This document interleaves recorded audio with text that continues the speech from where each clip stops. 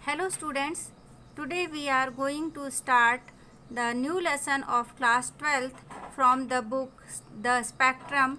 It is the textbook and the lesson we have taken, it is lesson number 5, and this is the part 1 of 10 natural laws of success. The title of the lesson is 10 natural laws of success. Here we have the question, who is a successful person? What kind of life does he lead? कि सफल व्यक्ति कौन है और वो किस तरह का जीवन जीते हैं। तो ये क्वेश्चन के आंसर हमको मिलेंगे जब हम ये लेसन पूरा कंप्लीट पढ़ लेंगे। अब आप देखें, हमारे पास एक पिक्चर दी हुई है। इस पिक्चर में हम देख रहे हैं कि एक व्यक्ति है जो सीढ़ियों पे लगातार चढ़ने के लिए उंगली दिखा रहा है और हम देख रहे हैं उसके सामने 10 स्टेप्स हैं। स्टेप्स यानी सीढ़ियाँ। तो ये सीढ़ियाँ हैं जिन्हें उसे चढ़ना है और उसको चढ़ने के लिए कदम दर कदम, ऐसा नहीं है कि वो एक दो दो तीन तीन सीढ़ी एक साथ चढ़ जाएगा। चढ़ने के लिए यदि वो एक एक सीढ़ी आगे बढ़ता है तो स्वाभाविक रूप से वह सफल होता है और अंततः वो सफलता को, अपनी अंतिम लक्ष्य को पहुंच जाता है। देखें, कहा भी गया है कि लिफ्ट से चढ़ना जो है वो भाग्य के ऊपर है। यदि लाइट गोल हो गई, कोई टेक्निकल प्रॉब्लम आ गई तो आप ऊपर नहीं चढ़ पाएंगे, लेकिन यदि मेहनत से सीढ़ियों से आप एक एक सीढ़ी करके चढ़ रहे हैं तो स्वाभाविक रूप से अपने अंतिम लक्ष्य तक पहुंचेंगे। तो हम स्टार्ट करते हैं lesson. 10 natural laws of success, है ना। तो फर्स्ट पैरा है,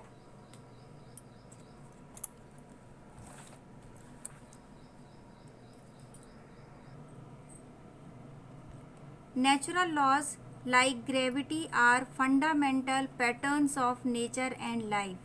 नेचुरल लॉज यानी प्राकृतिक नियम, जैसे कि ग्रेविटी यानी गुरुत्वाकर्षण बल, are fundamental patterns of nature and life. ये हमारे जीवन के आधारभूत पैटर्न्स होते हैं, आधारभूत तथ्य होते हैं जो जीवन को संचालित करते हैं।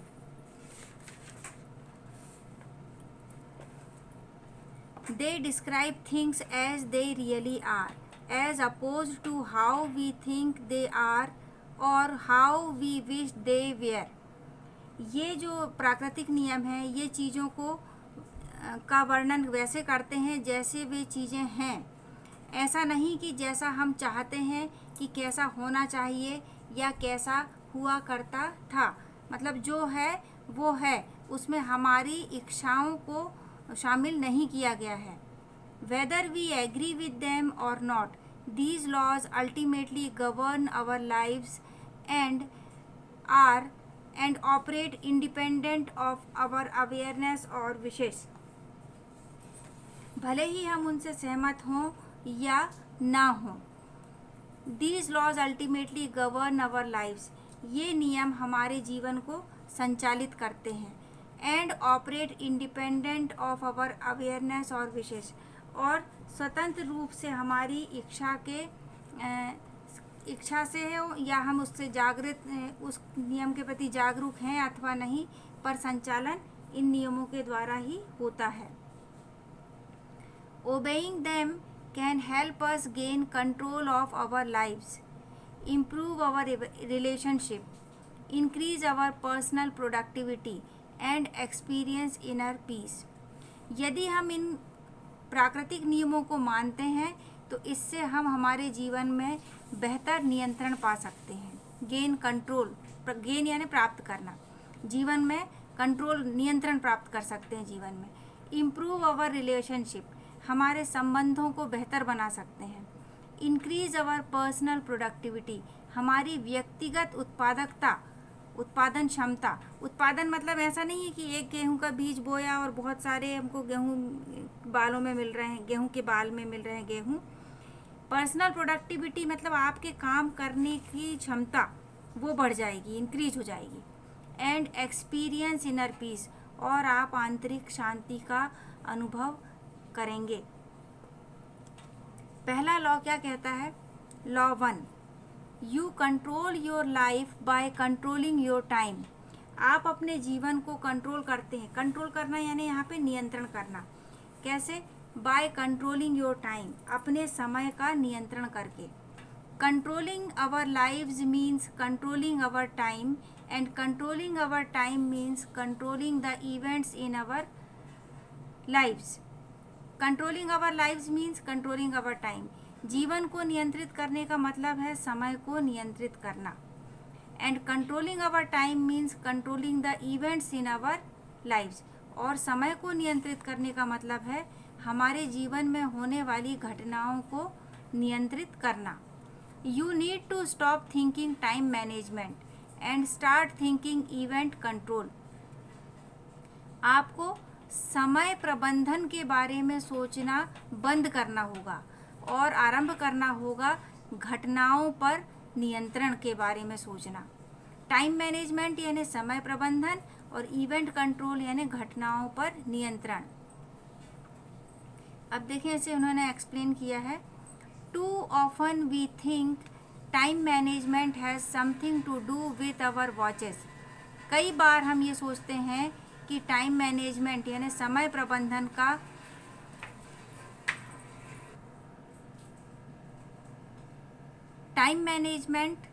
समय प्रबंधन का के बारे में हम सोचते हैं कि अधिकतर too often we think time management has something to do with our watches. अधिकतर हम ये सोचते हैं कि टाइम मैनेजमेंट यानी समय प्रबंधन का कुछ लेना देना हमारी घड़ियों से है, यानी समय प्रबंधन और घड़ी को हम एक दूसरे से रिलेट कर देते हैं, जोड़ देते हैं। The only thing a watch tells you is how long it takes the sun to go across the sky.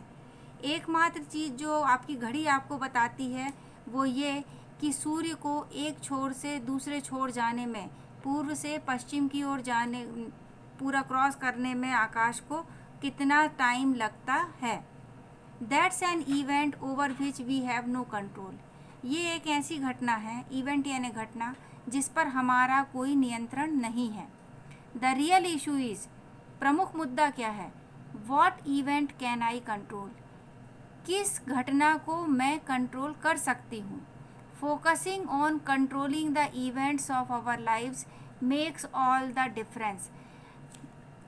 उन घटनाओं पर ध्यान एकाग्र करना जो जिन घटनाओं को हम अपने कंट्रोल में कर सकते हैं, यही सारा अंतर उत्पन्न कर देता है।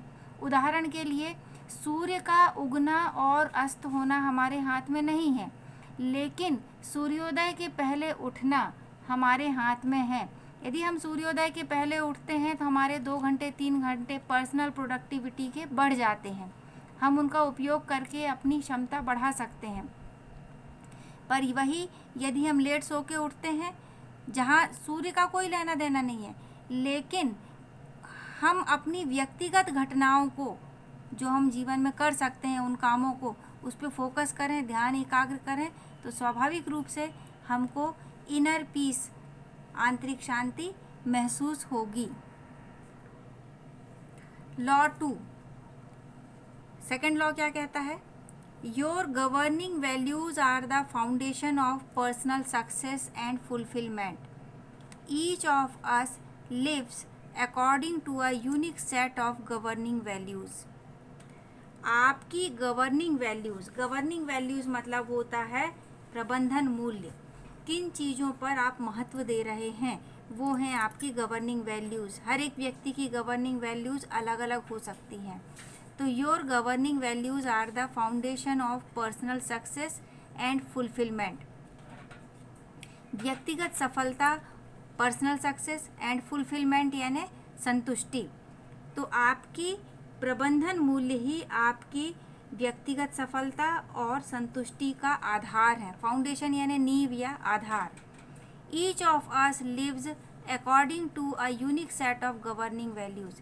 हम में से प्रत्येक अपने स्वयं के गवर्निंग वैल्यू, प्रबंधन मूल्यों का एक अलग सेट बनाए हुए हैं, समूह बनाए हुए हैं। यूनिक यानी सबसे हटकर, सबका अलग अलग है। These values are the things that are most important to you। यही वैल्यूज़ वो चीज़ें हैं जो सर्वाधिक महत्वपूर्ण हैं आपके लिए। They are represented by the clearest answers you can give to these questions. ये जो गवर्निंग वैल्यूज़ है ये रिप्रेजेंट होती हैं यानी प्रस्तुत होती हैं, सामने आती हैं कब? जब आप इन क्वेश्चन का स्पष्ट आंसर देते हैं। क्वेश्चन क्या है?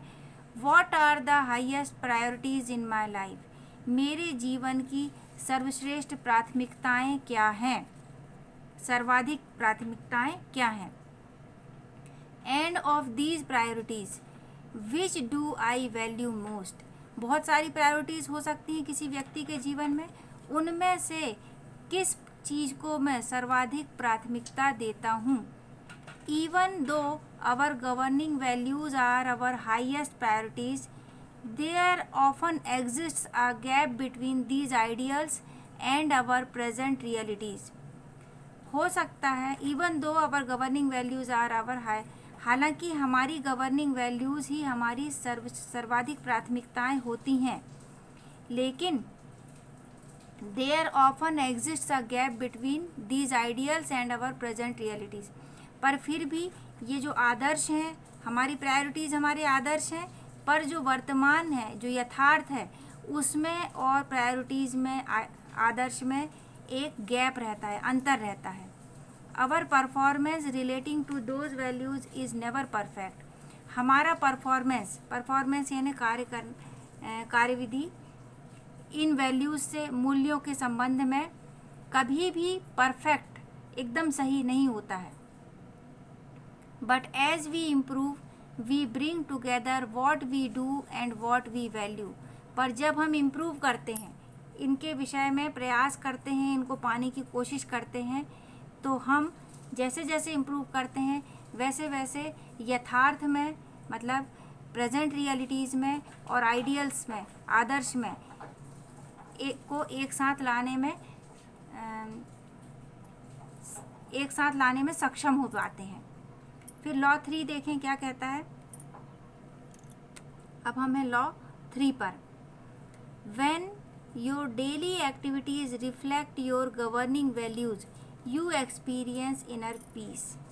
जब आपके रोज़मर्रा के कार्य आपकी प्रबंधन मूल्यों में नज़र आने लगते हैं तो आपको आंतरिक शांति महसूस होती है। देखिए, जब आंतरिक शांति होती है तभी व्यक्ति बहुत अच्छे से किसी भी कार्य को संपादित कर सकता है, उस कार्य में कोई गलती वो नहीं करेगा। तो आपकी डेली एक्टिविटी, रोज़ के कार्य आपके प्रबंधन मूल्यों के अनुसार यदि होते हैं, आंतरिक शांति स्वतः आपको प्राप्त होती है। इनर यानी आंतरिक, पीस यानी शांति। Once you identify your governing values you must do something about them. एक बार यदि आप अपनी गवर्निंग वैल्यूज़ को, प्रबंधन मूल्यों को पहचान लेते हैं, आइडेंटिफाई कर लेते हैं ना, पहचान लेते हैं, you must do something about them, तो आपको ज़रूर उनके लिए कुछ ना कुछ करना चाहिए। क्योंकि यदि आप गवर्निंग वैल्यूज़ को पहचानते हुए भी उनके लिए कुछ नहीं कर पाते हैं तो आपको तनाव, परेशानी का सामना करना पड़ सकता है। Your values must find expression as measurable and achievable long range and intermediate goals which can then be translated into daily tasks that will move you towards their achievement. आपको your values must find expression, आपके जो भी मूल्य हैं, प्रबंधन मूल्य हैं, जो भी आपकी आस्थाएं हैं, मूल्य हैं, वो मेजरेबल हों यानी मापने योग्य हों, एंड अचीवेबल यानी प्राप्त करने योग्य हों। तो भाई कोई भी चीज़ हो, जब तक हम उसको माप नहीं सकते, जब तक हम उसको प्राप्त नहीं कर सकते, तब तक वो निर्धारित लक्ष्य नहीं हो सकता। तो वो जो लक्ष्य हो सकता है लॉन्ग रेंज का हो या फिर हो सकता है मध्यम हो, इंटरमीडिएट गोल हो, मध्यम स्तर का लक्ष्य हो। Which can then be translated into daily task. जब वो मापने योग्य होगा, जब वो प्राप्त करने योग्य होगा, तभी आप उसको कार्यों में ट्रांसलेट कर पाएंगे। ट्रांसलेट करना यानी परिवर्तित करना। अभी विचार रूप में है, विचार रूप को कार्य रूप में तब कर पाएंगे जब वो मेजरेबल हो और अचीवेबल हो। That will move you towards their achievement. और जब वो डेली का टास्क में आ जाएंगे, रोज़ के कार्य में आ जाएंगे, तो स्वाभाविक है आप उसको प्राप्त कर पाएंगे, अचीव कर पाएंगे यानी प्राप्त कर पाएंगे। As you concentrate your time and energy on achieving tasks that have real meaning in your life, you become more productive and achieve inner peace, a sense of fulfillment and unity. जैसे जैसे आप concentrate ध्यान एकाग्र करेंगे अपना समय और अपनी ऊर्जा के ऊपर ऑन अचीविंग टास्क कि आप किस तरह से टास्क को कार्य को प्राप्त कर सकते हैं, that have real meaning in your life, और उस चीज़ से आपका जीवन में आपके जीवन का सही अर्थ आपको मिल जाएगा। You become more productive and achieve inner peace, आप और ज़्यादा उत्पादक हो पाएंगे, प्रोडक्टिव यानी उत्पादक हो पाएंगे और आपको आंतरिक शांति मिलेगी। A sense of fulfilment and unity, एक सेंस यानी एहसास होगा कि आपने फुलफिलमेंट संतुष्टि प्राप्त की है और आपको एकता प्राप्त होगी, कार्य की काहे की एकता, कार्यों और विचारों की एकता, जो आपकी प्रायोरिटीज़ हैं उनको प्राप्त करने की आपकी जो सोच है उस पर आप आगे बढ़ रहे हैं, इस बात की एकता। तो यहाँ पर हम आज का वीडियो समाप्त करते हैं। नेक्स्ट वीडियो में मैं इसके आगे के लॉज आपको बताऊंगी। So do watch all the videos, और यदि आपको ये पसंद आ रहा है तो अपने फ्रेंड्स को शेयर करें ताकि ज़्यादा से ज़्यादा लोगों को इस चीज़ का लाभ मिल सके। Thank you, have a good day.